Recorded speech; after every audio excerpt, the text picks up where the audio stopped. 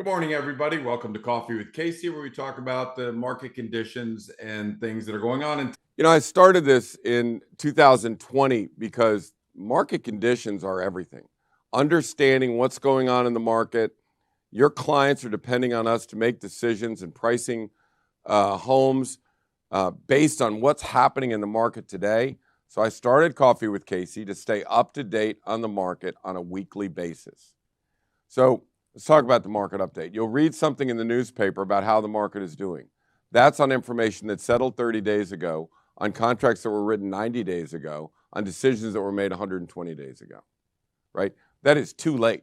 I mean, things are happening fast, and markets change, and buyers' markets come, and sellers' markets come. So we really need to analyze the markets as what is the success rate in the market. So let me explain what the success rate in the market is. Let's just say that we put 10 houses on the market.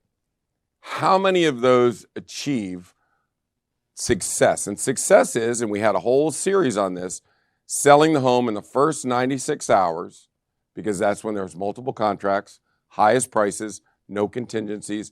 That's when you get multiple contracts, backup contracts. That is the goal.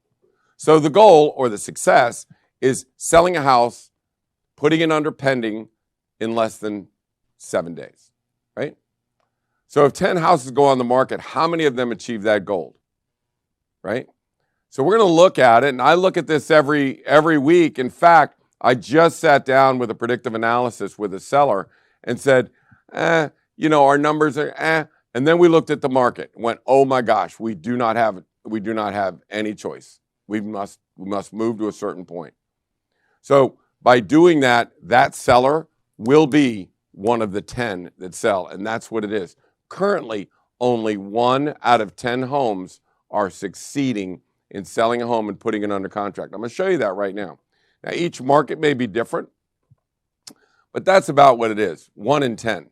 So the success rate is how many homes go pending, really how many homes go pending less than 7 days, because that's when you get the multiple contracts, versus how many homes are active with a contingency, right, and withdrawn. 1 out of 10. That's your number. So when we talk about market conditions, and again, I don't think there's anybody better at analyzing markets than Donnie Samson. So Donnie Samson will come in here, and he'll give us statistics that he pulls. And Donnie is a bona fide genius, okay? So he thinks on a different level than a lot of people, as we've all seen. But see, even Donnie has to satisfy 5,800 realtors, right, in thousands of markets.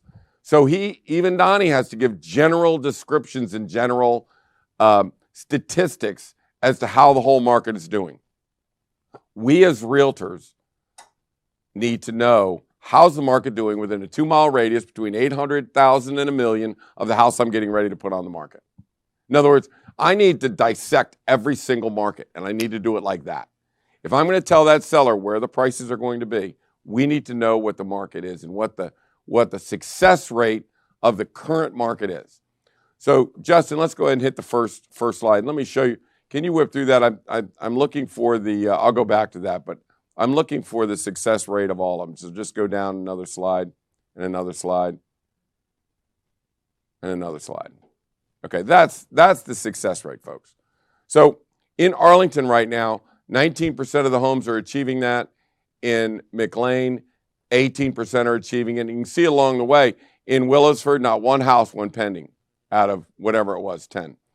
Aldi, look at Centerville. So now on the far right, we focus on that first 96 hours. It just so happens that number is the same.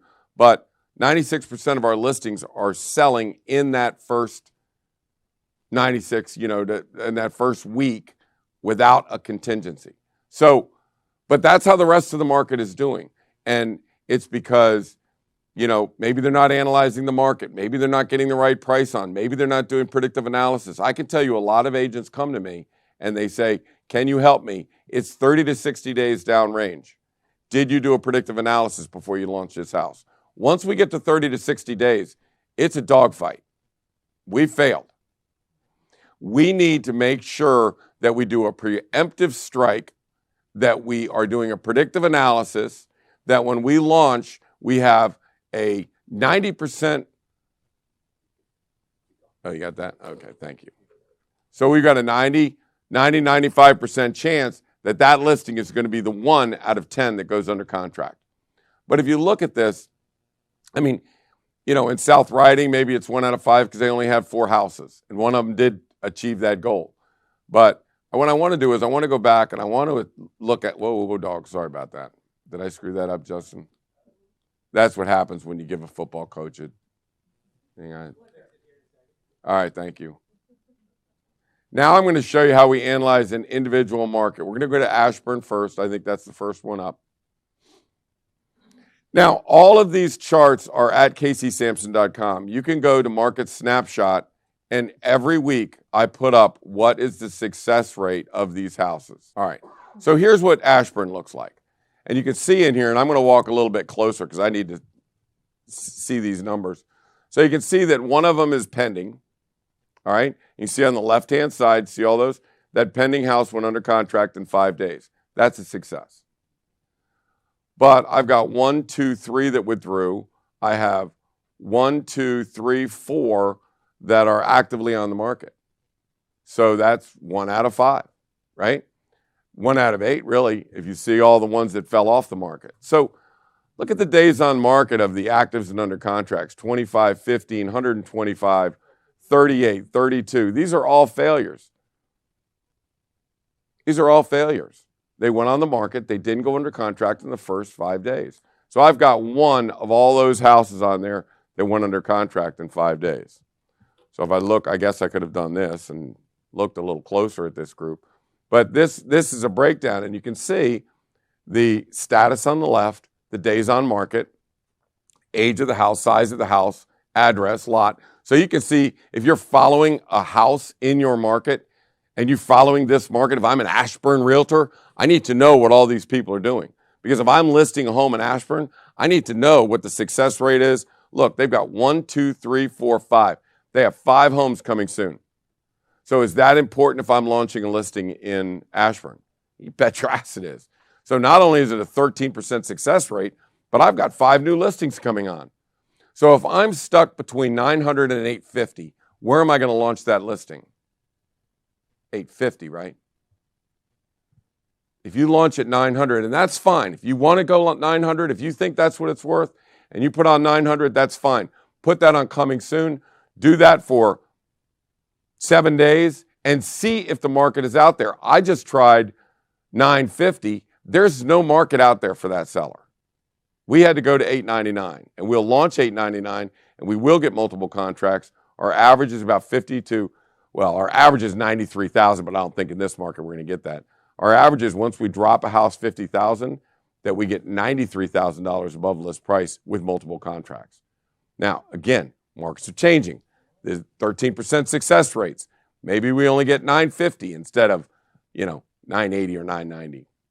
But what I'm saying is that before we launch a listing, that seller's got to look at this and they've got to know, Now, let me say another thing about this.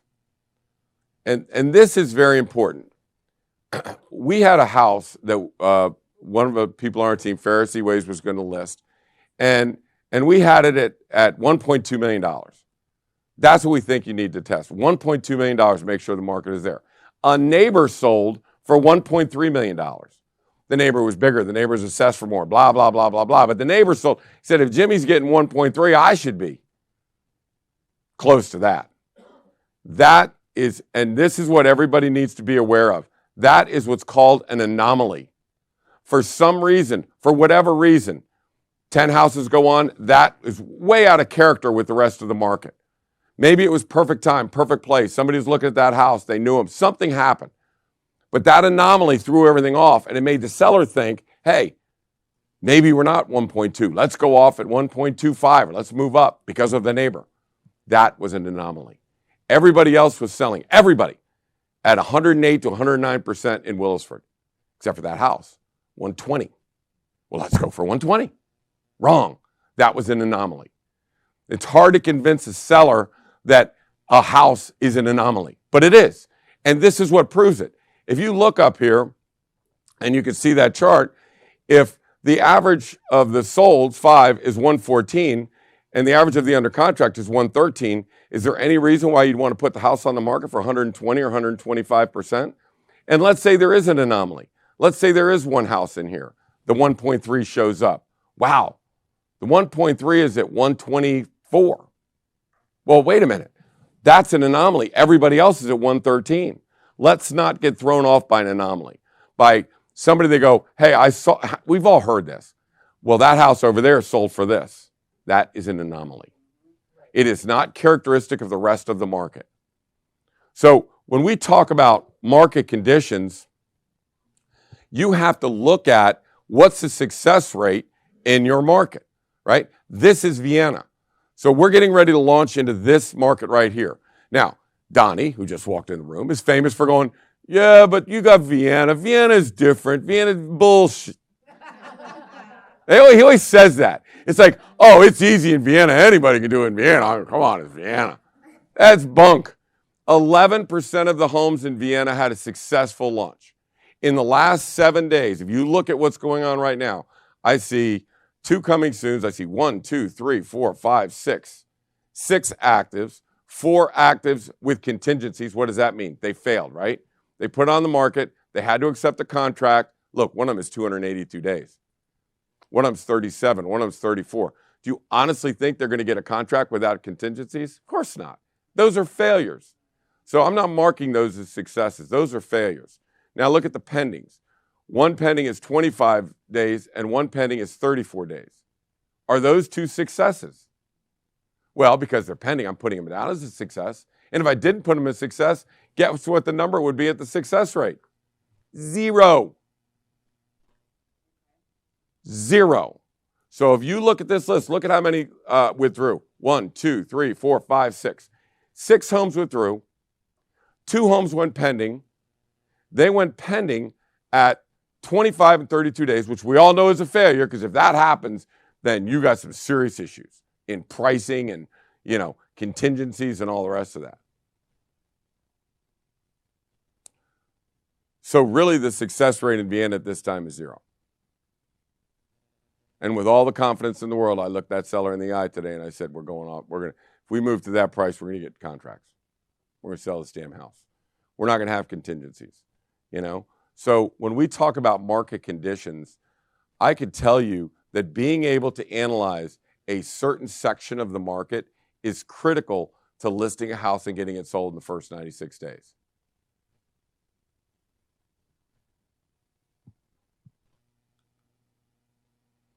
That's what you got. And again, I think in the Vienna, when I say 11%, I think I'm being very generous, saying counting those 2 that went under contract in 25 and 35 days, I think that number should be 0.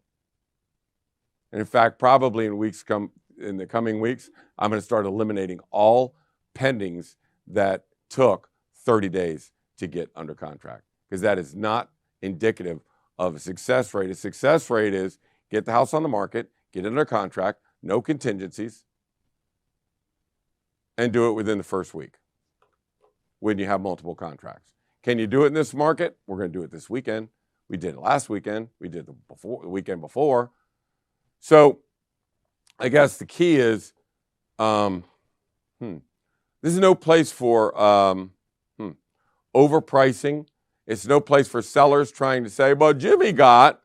That's a whole new world, man. It's a whole new world. And that could be an anomaly. Now, what happened to the house that Ferris fought and got it at 1.25 and it didn't test well and we can't drop because they got this? So finally, after 30 days, the house is going to drop to 1.2. The strategy is, once you've been 30 days, market's already, so now we got to move, right? Take it temporarily off on a Monday. Why? That shakes people up. If they're watching the house, they're like calling you, right? They're calling you. And they're like, what the hell's going on? Right?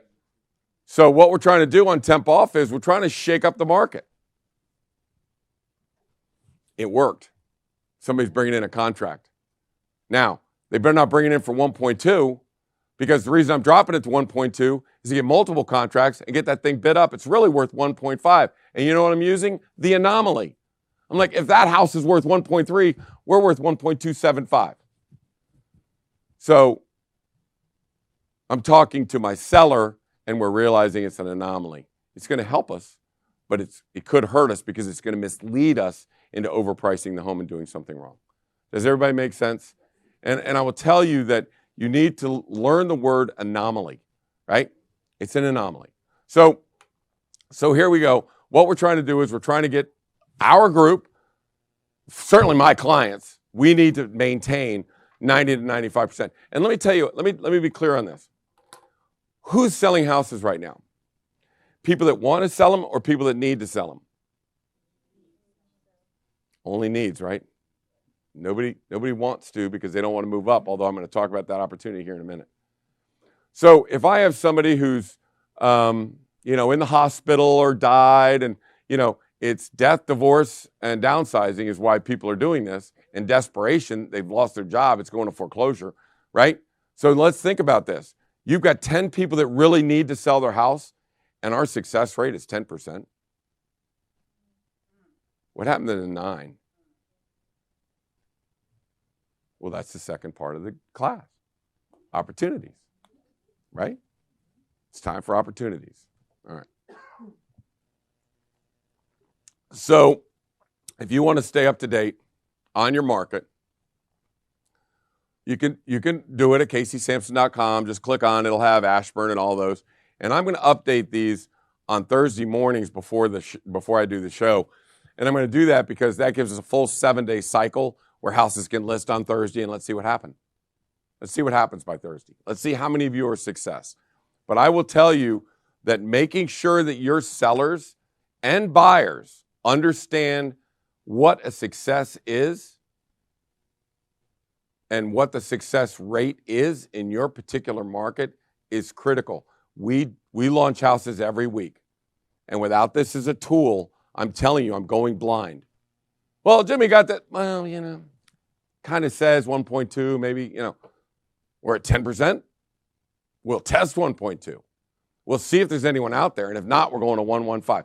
Julie knows it every day. Every week we launch listings. And I would say that probably 60 or 70% of our listings, we do a predictive analysis and we say we're at the wrong number. Now, let me tell you something. There's one thing to know it. We all know it, right? We all know the house is overvalued. Anybody can know it, but it's convincing the seller. It's talking to the seller and making the seller understand that we do not have enough favorites. We do not have a big enough buyer pool. We do not have enough people coming to see the house. We cannot generate multiple contracts if only 2 people are coming to see the house. We are at the wrong number. Is that a tough conversation? Yes. I lost my voice this morning just but I know that they need to sell this house. And should you go off at the wrong number, you're looking at 30 to 60 day cycle and you're going to get smashed. Remember, you're either driving the bus or you're hitting by the bus. The last thing I need with a family in trouble is have them hit by the bus. So did I want to not have the meeting this morning, just say, man, let's just launch it that. What the hell? No, but they needed to hear that. And yes, the first 5 to 10 minutes is difficult, right?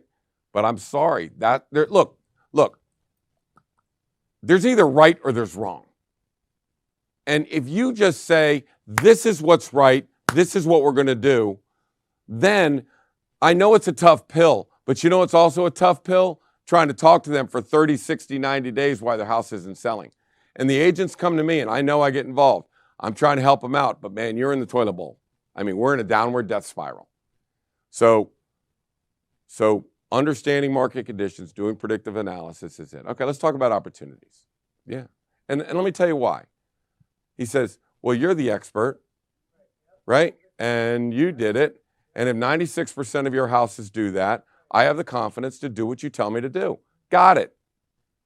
I don't ask for respect from the sellers. I have to earn the respect. They don't know who I am. I have to earn it every time we go in there.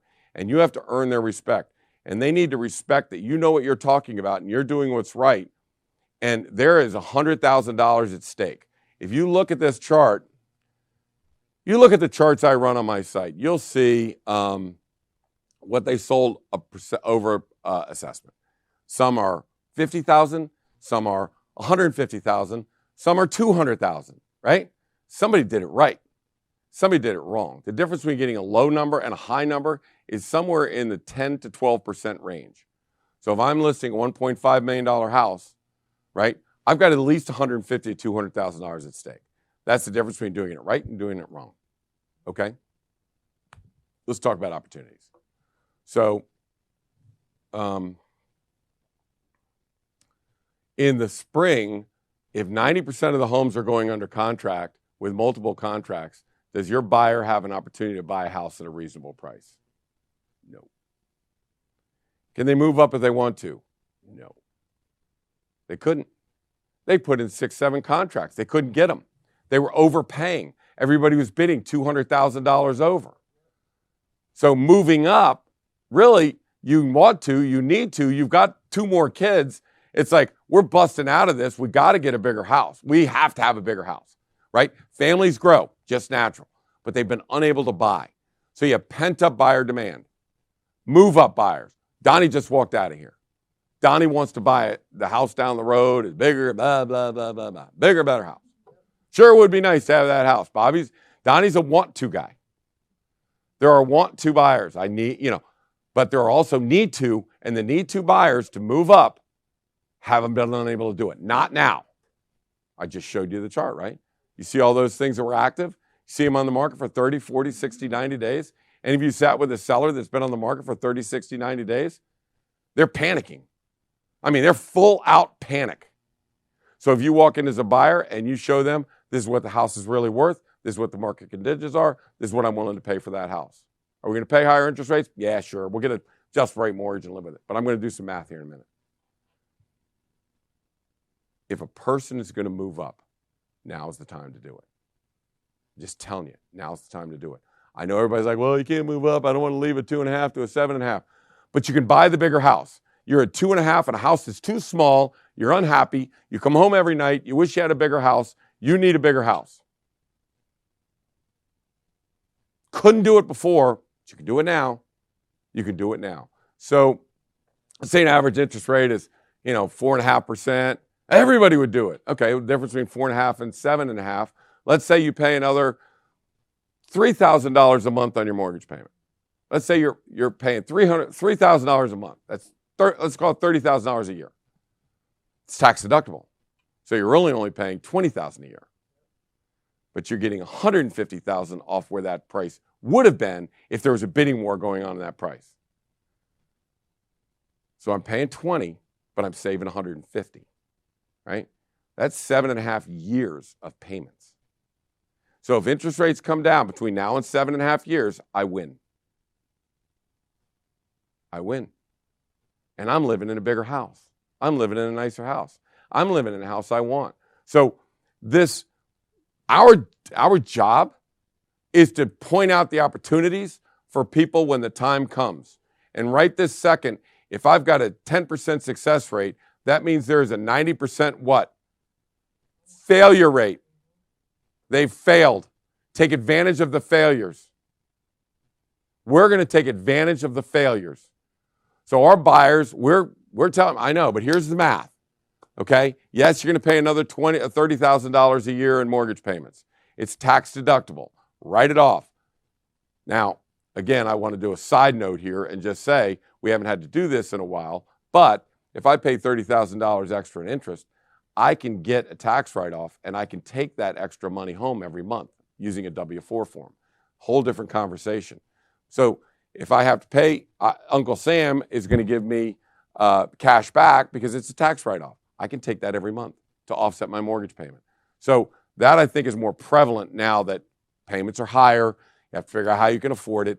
But I think if most people know that Uncle Sam is going to give you back $2,000 a month to subsidize that mortgage payment, this sting comes out.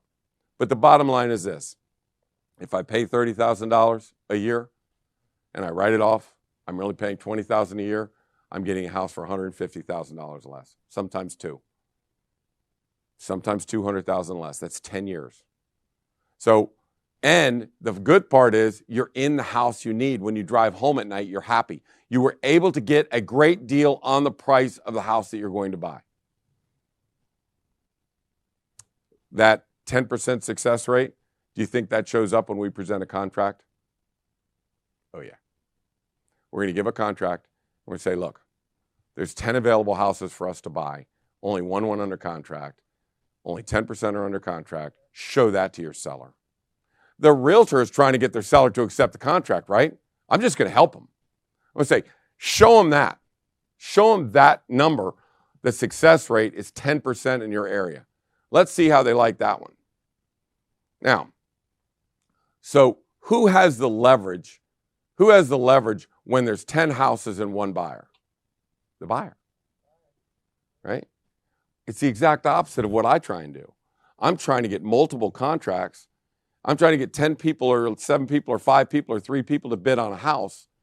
So you got 3 buyers and 1 seller. Who's got the leverage? The seller, right? So I'm trying to make sure when I list a house, I maintain a leverage position for my seller, right? Because I got multiple buyers. Well, it's flipped right now for the most of us, right? For most of you, you go out with a buyer, there's 10 homes to pick from.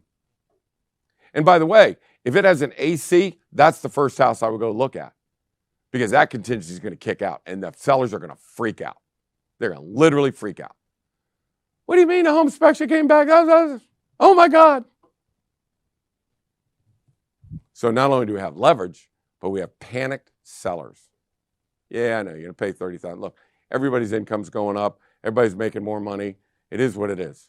Pay your money, take your tax write-off, and know that you've got 10 years. Just think, wouldn't you pay more if we were at 2.5%? Prices were going like this? Wouldn't you still be paying higher? Prices are going down. Buy it. It's a word that's very important to any investor that you talk to, and it's called contrarian. Be a contrarian. If everybody's going left, you go right. That's where the deals are. If everybody's going right, you go left. That's where the deals are. All the buyers are sitting on the sidelines right now going, I don't want to move up, which is good for you guys because if I've got a buyer, then I don't have a lot of competition. So how can we, on the flip side, I'm in the seller's market, and how is that an opportunity for me and my sellers? Well, it's a great opportunity. Everybody else is in panic mode. As long as we read the market, the buyers are out there. As long as we read the market and come off at the right price and the right terms and the right condition with the right marketing and the right predictive analysis, I know I'm going to get 20 people to walk in and buy that house. It happens every week. Now, we put one on for 1.3. Pretty sure I can get 1.35. We got a bunch of contracts and everybody was bidding up to 1.325. Okay. So the market might not give us what we were getting, but it's going to sell. It's going to sell under contract. It's going to go pending. It's not going to have a contingency. We don't have to leave that.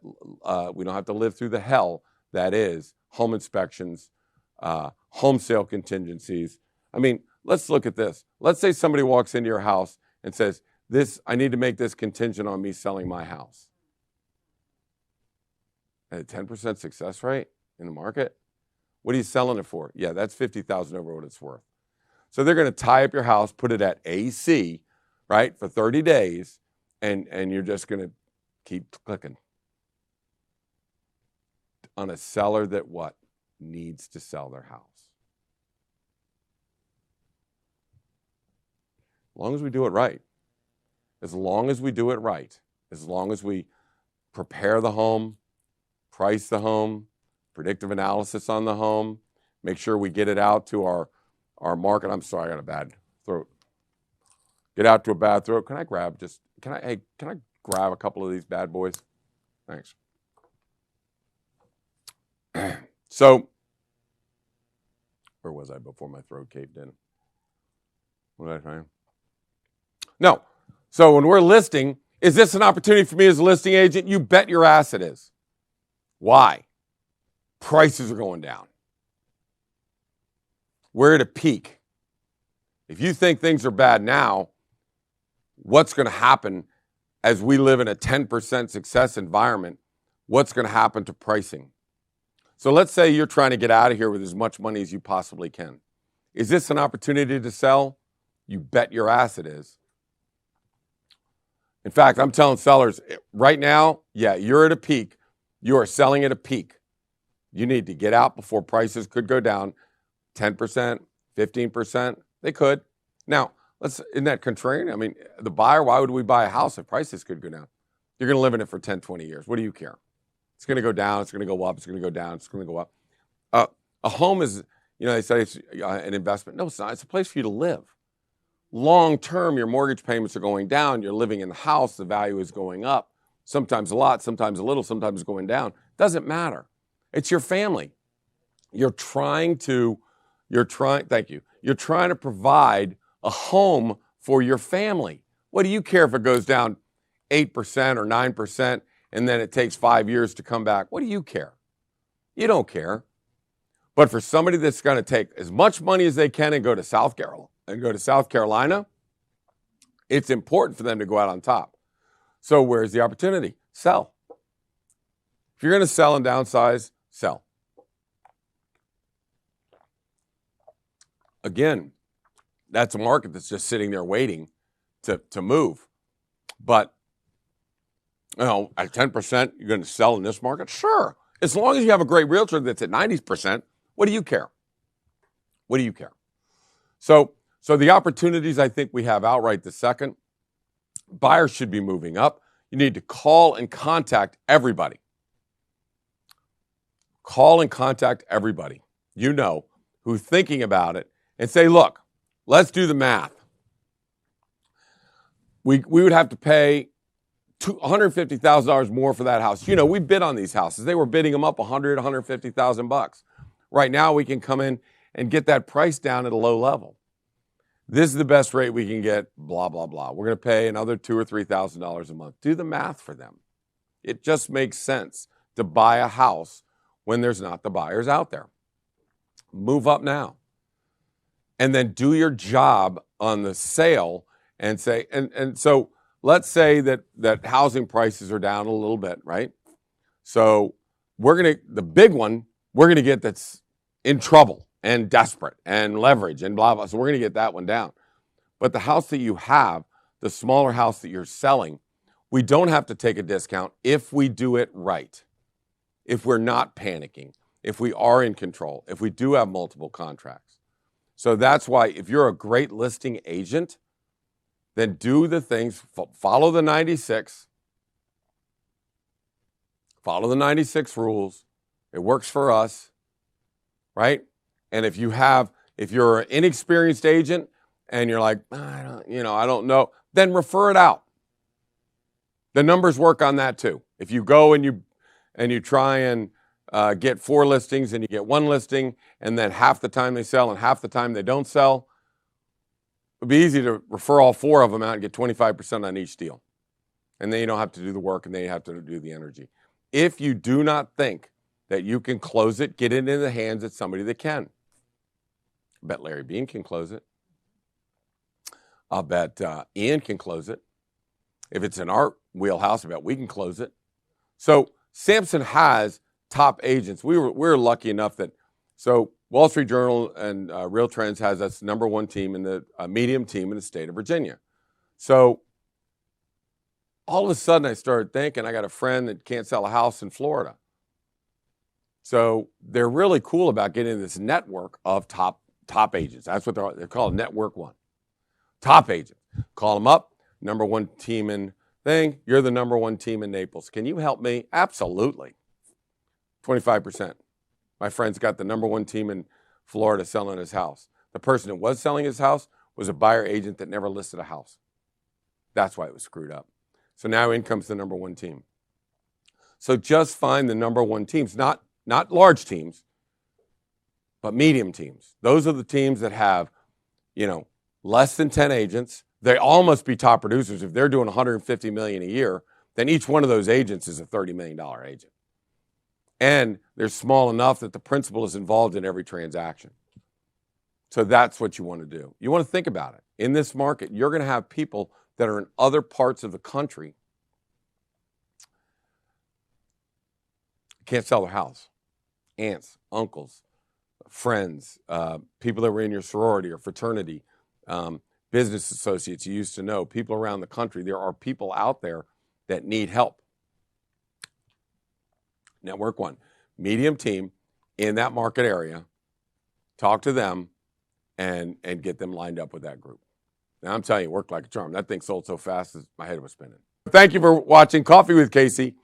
If you're looking for me, I'm at 703-508-2535, or you can email me at casey@caseysamson.com. Thanks for tuning in.